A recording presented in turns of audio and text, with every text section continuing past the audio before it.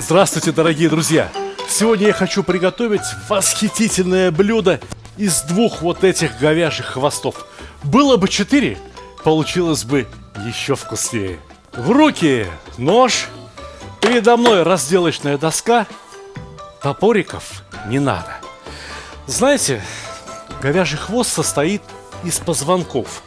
Вот они, он же туда-сюда шатается, да? Корова этим хвостом мух отгоняет. Очень важно найти, где сочленение суставов. Вам хорошо, у вас дядя Сталик есть. Дядя Сталик научит, дядя Сталик покажет. Раз и режется как масло. Обратите внимание, два вот этих беленьких уплотнения. Здесь хвост чуть-чуть качается. И именно здесь и необходимо прорезать ножом. Я встречался с людьми, которые брезгуют само слово «говяжий хвост». Им почему-то кажется, что от говяжьего хвоста должно пахнуть чем-то неприятным. На самом деле, вот это мясо настолько вкусное, настолько ароматное, оно дает настолько потрясающий, очень плотный бульон, что другого такого мяса в говяжьей туше, пожалуй, что и не найдешь. Вот и все. Никакого топора. Хвост разделан. Кстати, жирок, который находится у основания хвоста, покрывает всю бычью попу, извиняюсь за выражение. Отлично подходит для плова. Но и для блюда, которое мы собираемся приготовить сегодня, он тоже отлично подойдет.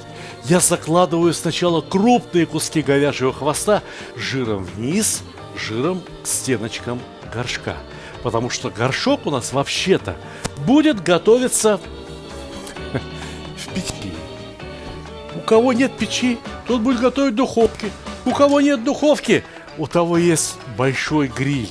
Так вот, самое главное – это запастись терпением и соблюдать во время приготовления температуру. 130 градусов, минимум 110.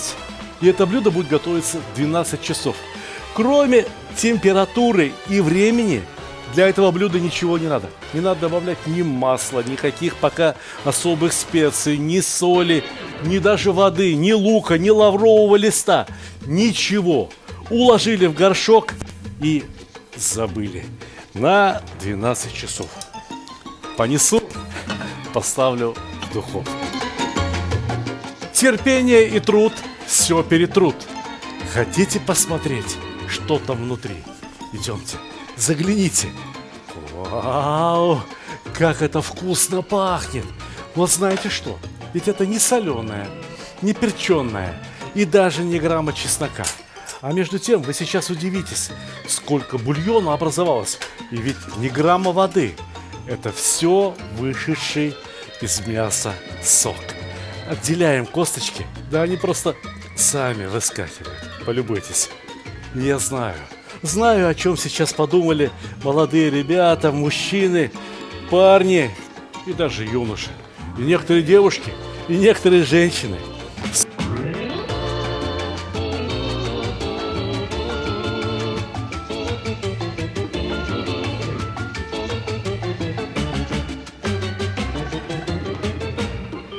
Сам-то я уже года 3 как перешел на тренерскую работу, но не считаю себя святошей.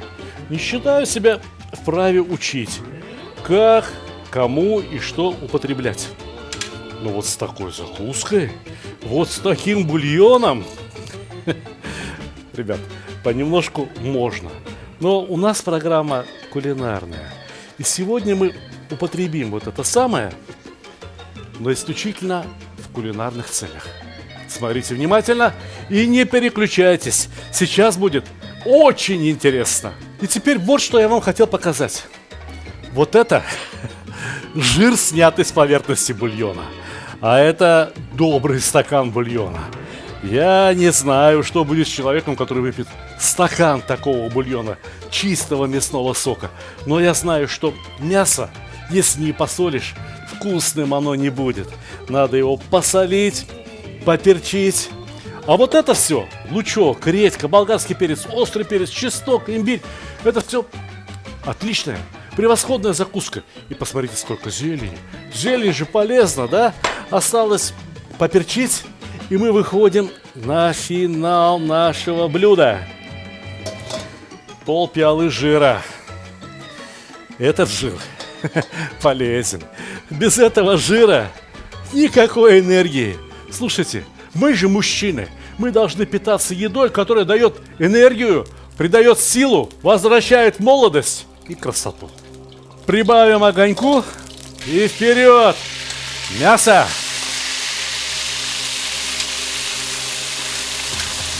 Абсолютно готовое мясо обжаривается в считанные секунды. Но мне необходимо придать ему вкус огонька. Сейчас. Вы все увидите. Смотрите внимательно, не пропускайте. Много? Не надо.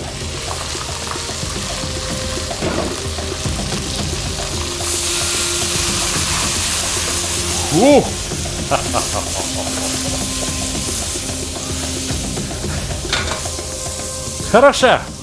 Хороша, зараза.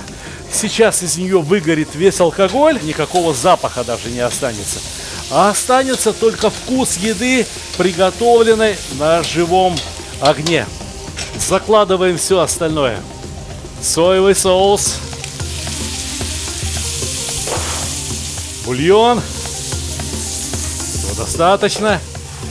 Все остальные овощи и зелень. Знаете, мы ведь привыкли зелень ставить на стол вот так, как есть. А китайцы ее готовят, китайцы ее чуть припускают. И мне очень нравится припущенная зелень. Это получается очень вкусно и, прямо скажем, очень полезно. Я не знаю, чего еще добавить сюда. Может, пачку макарон? Это было бы здорово. Макароны не по-флотски, а макароны по-китайски, по-сталински. Перекладываем в блюдо. И я не думаю, что среди моих зрителей найдется хоть один человек, который скажет, что это нехорошо, невкусно и так готовить не надо. А всем остальным я говорю: приятного аппетита, дорогие друзья!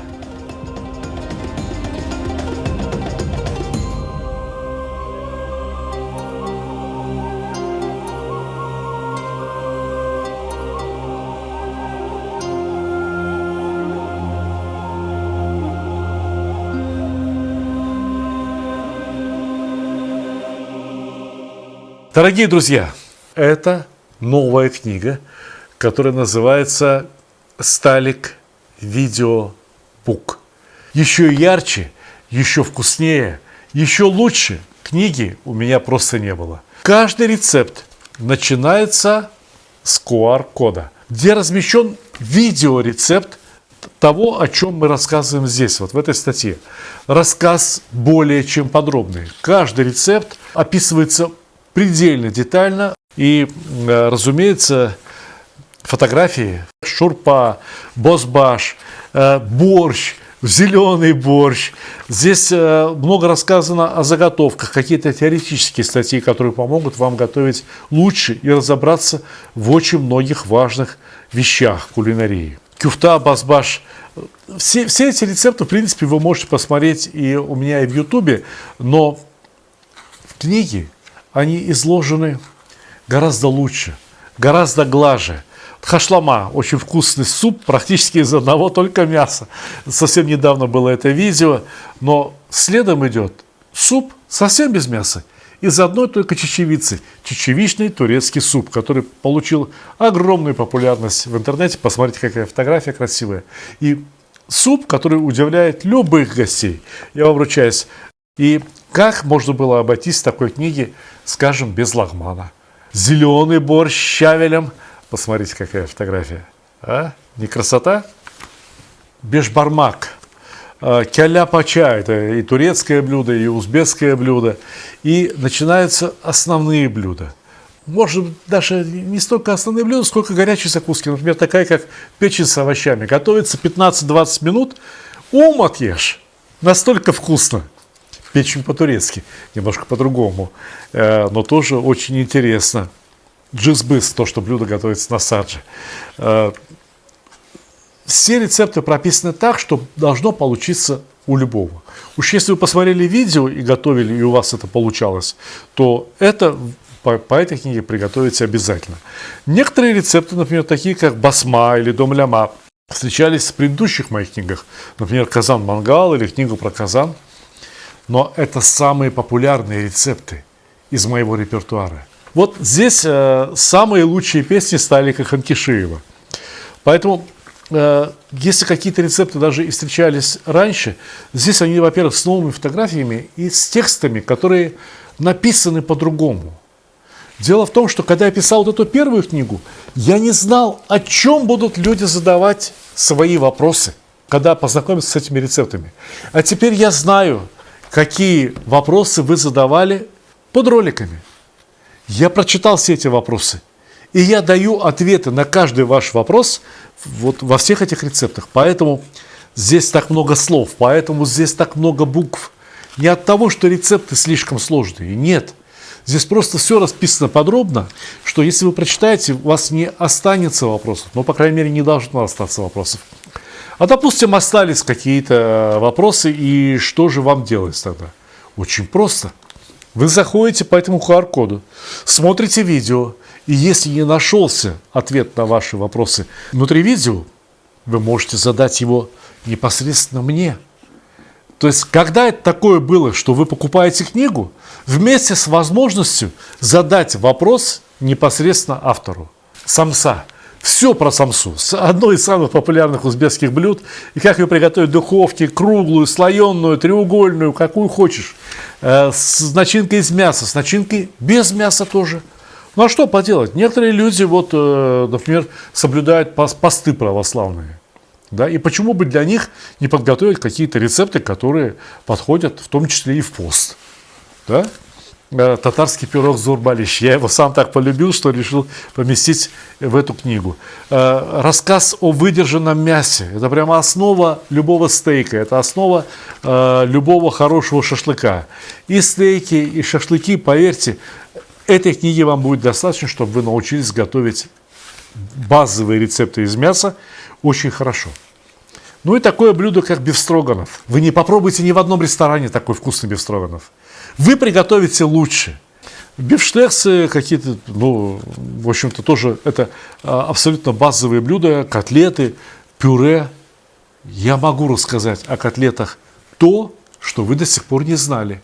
Я могу рассказать о картофельном пюре то, что вы до сих пор не знали. Я могу приготовить котлеты из говядины и баранины, точнее, не я могу, это вы научитесь готовить котлеты из баранины, из говядины и из курятины. В одном казане и курятина, и говядина, и вместо кетчупа просто помидоры. Но если хотите приготовить идеальный домашний кетчуп, у меня есть для вас рецепт. Вы приготовите, лучше не придумать. Котлеты из индюшатины с начинкой. Одним словом, все эти рецепты... цыплята табака. А как обойтись без цыплят табака? Про пловы. Очень много про пловы рассказано. От самых простых для студентов до ферганской такой классики. Как приготовить абсолютно классический узбекский плов. Как приготовить плов самаркандский. Как приготовить шавля, мастава. Это жидкий плов. Это суп вместо плова из тех же самых продуктов. Самаркандский плов. Гречневый плов, плов из гречки. Знаете, какой вкусный? Плов атахан. Это такой узбекско-азербайджанский мой вариант плова. Оши афгани, это так готовили бухарские евреи. Тут вот еще несколько блюд, которые готовили в Узбекистане и Таджикистане, а узбеки и таджики их не знали, потому что это блюдо бухарских евреев. А я узнал. Я сохранил их рецепты. Теперь бухарских евреев ни в Таджикистане, ни в Узбекистане почти что не осталось. Считанные люди остались там, немножко осталось совсем людей. А их рецепты будут жить на ваших кухнях, потому что это вкусные рецепты. Вот вы слышали, что плов можно приготовить без казана вовсе, в мешочках. Вот, пожалуйста. Прям в мешочках можно приготовить плов, и это сказочно вкусно. Азербайджанские пловы. Все самые вкусные пловы, по крайней мере те, которые вы выбрали в качестве самых вкусных, самых интересных, они все здесь есть. Вот разговор про мангал, про тандыр, о том, каким должен быть мангал, какая глубина у мангала, как работать с мангалом, как выбрать уголь. Я про все это рассказывал в Ютубе, и как мариновать мясо, как порубить фарш на люля-кебаб, где я поел самый вкусный шашлык. Где я поел самый вкусный шашлык в своей жизни? Вы никогда не угадаете. В Нью-Йорке вот этот человек приготовил. И я расскажу вам, почему то шашлык был самым вкусным. И дальше дам вам свои рецепты шашлыка. Расскажу вам, как сделать шашлык самым мягким. Расскажу вам о правильной степени готовности шашлыка. Ребята, я вложил в нее опыта намного больше, чем в мою самую первую книгу, чем во вторую. Я вложил в нее любви гораздо больше. Я вложил в нее очень много труда. И я точно знаю, что эта книга явится великолепным подарком хоть на Новый год, хоть на день рождения. Просто с этой книгой можно жить в обнимку, и все у вас будет получаться замечательно, все у вас будет получаться очень хорошо. И самое важное, что вы должны быть, конечно, подписаны на мой YouTube-канал и на мой канал в Дзене. Это очень важно, особенно если вы, как и я, живете в России. Дорогие друзья, мою книгу можно приобрести на сайте stalik.ru. Заходите, заказывайте, вам ответят на все вопросы. Ее отправят почтой, с деком, любыми другими сервисами, везде, где эти сервисы работают и куда доходит Почта России. Спасибо за внимание.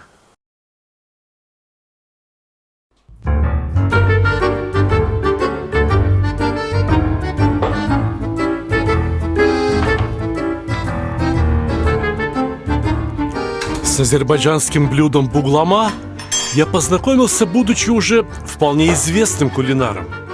Я даже не стеснялся публиковать свои рецепты и статьи в интернете. И как раз в то время меня просто поразило мастерство одной скромной азербайджанской женщины из города Шики по имени Хураман.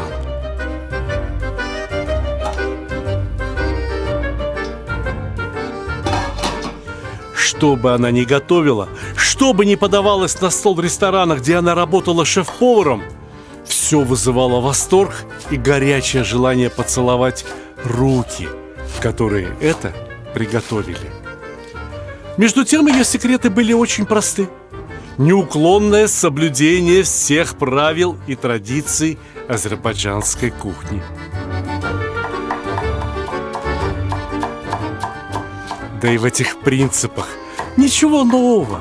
Самое лучшее масло, желательно топленое, самые свежие и зрелые овощи, самая яркая зелень.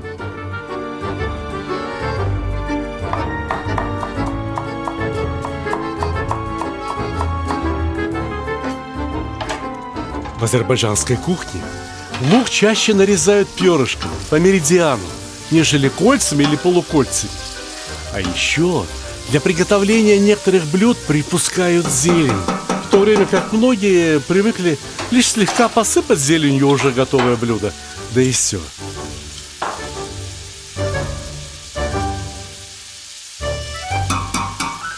Народная кухня не слишком увлечена специями. Люди научились извлекать отличные вкусы из самих ингредиентов.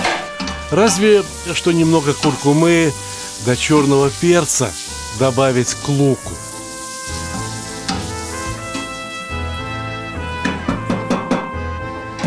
Даже солят несколько меньше, чем в других странах, потому что в Азербайджане предпочитают подкислять еду. И не только помидоры, либо вяленая алыча. Какую-то кислоту может дать даже сама зелень, например, кявар. Но если нет кявара, ничего страшного. Выжмите пол-лимона на стакан воды. Это отличный заменитель вина в тех случаях, когда европейские повара использовали бы стаканчик белого. Конечно, вода должна соответствовать качеству тех продуктов, которые мы используем для приготовления бугламы. Если вам встретится в продаже вода Тассай, купите несколько бутылок сразу. Я вам советую Бывает газированная, бывает не газированная, бывает обычная питьевая. В хорошей кулинарии важно качество любых продуктов, а экономить на воде не стоит и подавно. Попробуйте, какова на вкус вода, текущая с Тяньшаня. Итак, рецепт успеха очень прост. Стакан хорошей воды, сок от половины лимона, а сладость и свежесть даст лук и зелень, которые уже давно томятся в кастрюле.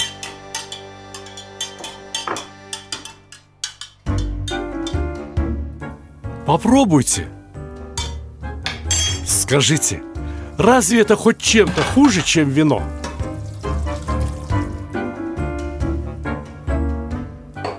Все, что мы, кулинары, можем добавить к тому, что дала нам природа, это щепотка соли.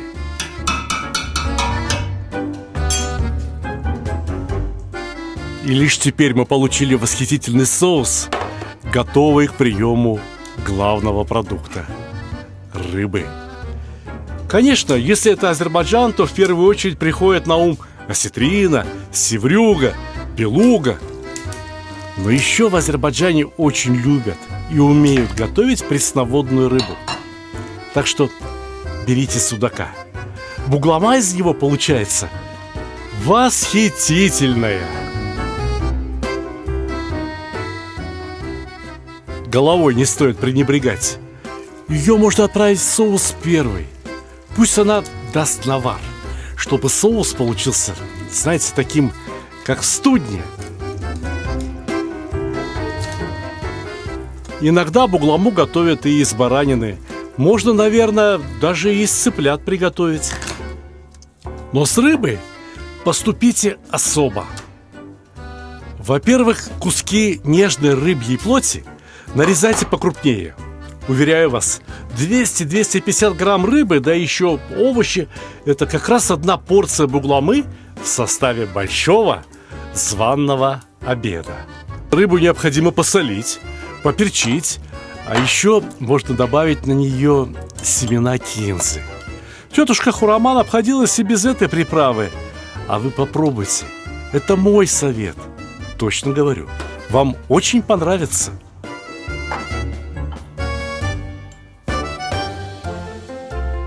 А все равно в соусе уже есть зелень кинзы. А семена кориандра очень хорошо подходят практически к любой рыбе.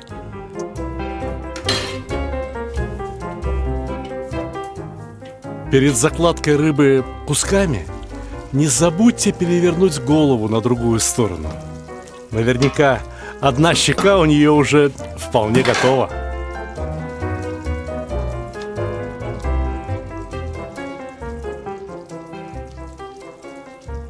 Вот и вся работа, по сути. Потому что с овощами и делать почти ничего не надо. Просто разложите овощи поверх кусков рыбы, чтобы блюдо повеселее выглядело. Чеснок пополам, пусть отдаст немного аромата в соус. Потому что рыба, чеснок и кинза – это старый, испытанный временем аккорд. Например, рыбу можно было бы и обжарить, а голову отварить, чтобы получить очень густой, насыщенный бульон. Этот насыщенный бульон приправить свежей кинзой и свежим чесноком, а потом залить готовую жареную рыбу. Получится отличная холодная закуска. Красный и сладкий болгарский перец я нарезаю исключительно для красоты. Понимаете, там уже есть и зеленые нотки, и золотистые. Красного не хватает. Еда должна выглядеть красиво. А еще возьмите немного острых перцев. И красненького, и зеленого. Они здесь будут вполне уместны. Получится очень хорошо.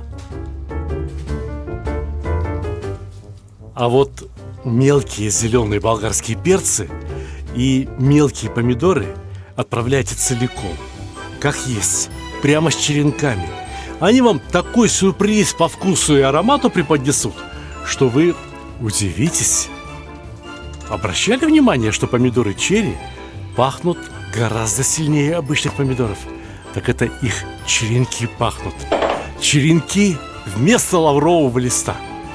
Полейте овощи лимонным соком, посыпьте солью и накрывайте крышкой. Не дольше, чем на 20 минут. Но примерно за 10 минут до готовности бугламы добавьте в нее мелко нарезанный базилик. Добавите раньше, аромат испарится. Буглама всего-то готовится 20 минут. Но и этого порой кажется многовато. Я даю время с запасом, потому что рыба пресноводная, и очень важно, чтобы она хорошо приготовилась внутри, вплоть до косточек.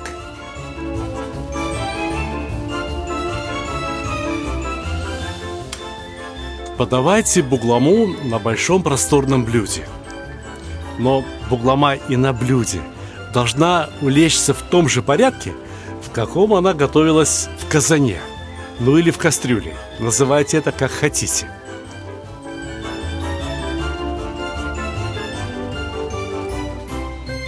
Снизу на блюде пусть расположится соус из лука, топленого масла, зелени, специй.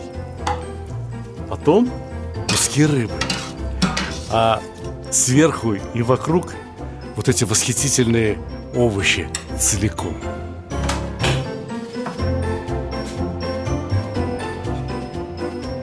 Осторожнее перекладывайте рыбу на блюдо. Она готова настолько хорошо, что уже просто разваливается по слоям, но при этом очень важно, чтобы рыба еще не была переготовлена.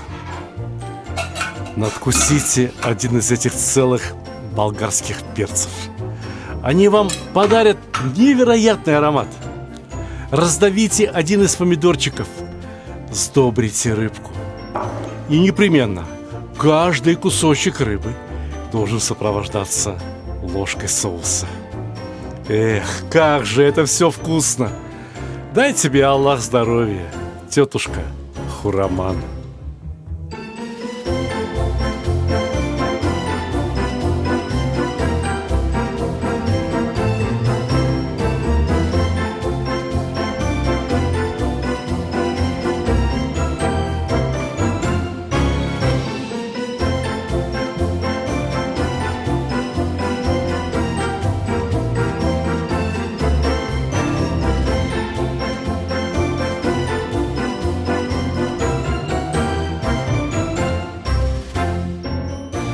Дорогие друзья, первоначально известность, так сказать, в Москве и ее окрестностях я получил не благодаря своим телепередачам, не благодаря снятым мною видео. Нет. Первоначально известность ко мне пришла, потому что я начал писать книги по кулинарии. Одна из самых любимых, одна из самых дорогих мне книг — книга, которая называется «Счастье кулинара». Кто кулинар? Я и вы. Чье счастье? Мое и ваше. Я в этой книге рассказываю немного о себе, об истории нашей семьи. Я рассказываю, откуда я такой, вообще говоря, взялся. Первая глава называется «Детство». Эта фотография – это мои папа и мама. И о том, что готовили в тот день, когда я родился. О том, что я любил, когда был маленький. Например, любил вареники с вишней. А вы любите? Я расскажу вам некоторые секреты о варениках с вишней, которых вы не знали. Расскажу секреты о таком простом блюде, как галушки. Любите галушки? Я с детства очень люблю галушки. Наверное, мне привили их моя прабабушка. Вот она.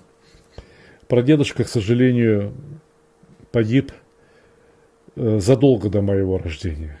А вот это моя бабушка, это ее сестры, ее младшие братья. Никого не осталось с этой фотографией.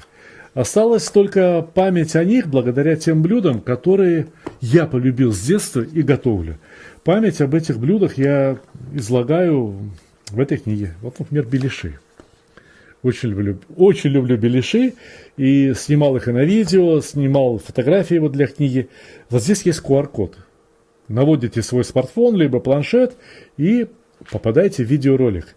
То есть и здесь-то все очень подробно написано, на каждый абзац по фотографии, как делать то, как делать это, но еще и QR-код, который рассказывает обо всем более чем подробно.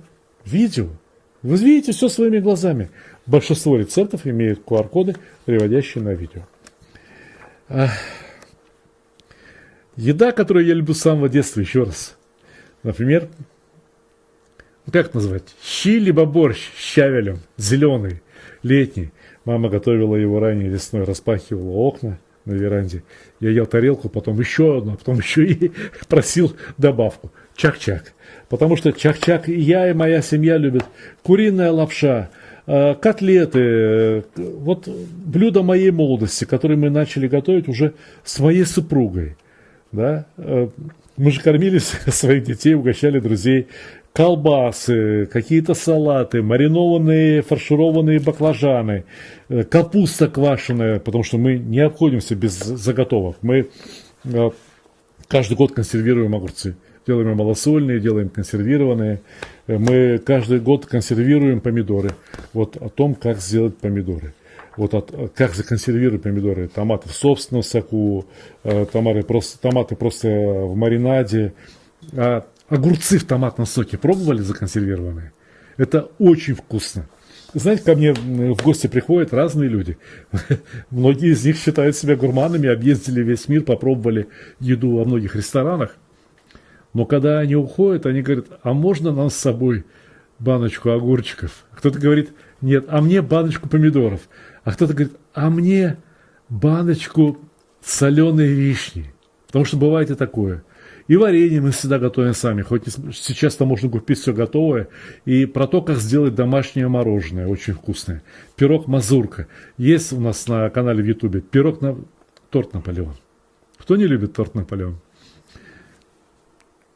Все готовят торт Наполеон. И очень многие его любят. Но я расскажу вам такие секреты, которые позволят вывести ваш торт Наполеон на новый уровень. Блюда, с которыми я познакомился уже будучи в зрелом возрасте, из книг, из общения с другими людьми. Например, фаршированная рыба по-еврейски. Гефилте фиш. Хорошо бы взять щуку, хорошо бы взять пару карпов, вытащить из них все кости, снять шкуру и зафаршировать. Пишут мне некоторые люди еврейской национальности. Говорят, Сталик, я приготовил по вашему рецепту. Здесь несколько блюд из еврейской кухни. Я приготовил по вашему рецепту. И, наконец-то, я получил тот вкус, который я помню еще от бабушки. Бабушкины руки так готовили. И по вашему рецепту у меня получилось точно так же. Но не только еврейская, вот и арабская. Вот, например, хумус. Французская кухня, то, что я очень люблю, суп раковый, биск, о том, как подать бульон, о том, как приготовить какие-то салаты. Вот корейский салат веча, корейский салат морковча, тот огурцы битые по-китайски, паштеты, рыба по-японски, какие-то мои авторские рецепты. Пицца? А почему не пицца? Вот я не знаю, кто-то ходит, там, покупает пиццу в магазине, в кафе. Попробуйте сами, от начала и до конца. Ведь процесс приготовления еды служит нам не только для того, чтобы мы поели, но еще и для того, чтобы мы правильно, очень хорошо провели время. Для того, чтобы мы научили наших детей чему-то хорошему. Слово каша. Любите? Вот я очень люблю. Поэтому приготовил рисовую кашу, которую не стыдно подать в любом ресторане. Я такую кашу на Пасху готовлю. Ставлю на стол. Это сказочно вкусно. Это сладкая десертная каша. Сказочно вкусная каша. какие-то кондитерские изделия, тарт-татен, например. Известная французская штука такая с яблоками. Мало у кого получается хорошо. Я вам скажу, даже я куда-то захожу в рестораны, в кафе, в Париже пробую, и понимаю, что не у всех так хорошо, как может получиться у нас. Ну и во всех остальных моих книгах написано про плов, а в этой книге написано только про один плов, но зато про тот, которым угощали последнего бухарского эмира Сеида Алимхана. Попробуйте такой плов, и другие кушать не захотите. А если вы хотите купить такую книгу, то вам надо отправиться на мой сайт stalik.ru. Там расположен мой интернет-магазин. Там можно купить все мои книги. Можно купить их с автографом для поздравления, в качестве подарка друзьям, знакомым, родным, себе в любимому. Почему бы и нет. И вам книгу отправят в любой город России, в большинство стран СНГ и в любой город, докуда дойдет почта из ближайшего Подмосковья. Это был Сталик Ханкишиев с благодарностью к вам, с пожеланием большого кулинарного счастья. Желаю больших успехов.